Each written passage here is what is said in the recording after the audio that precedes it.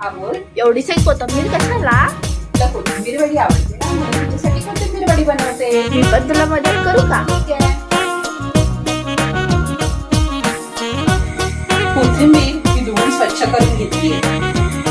चिरलेल्या कोथिंबीर सोबत आपण आता टाकणार आहोत थोडंसं लाल बेसन, तांदळाचं पीठ,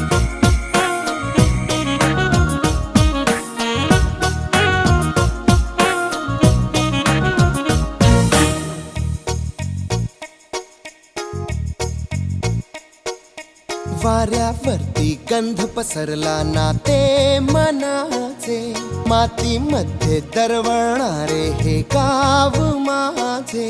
वाऱ्यावरती गंध पसरला ना ते मनाचे, मातीमध्ये दरवळणारे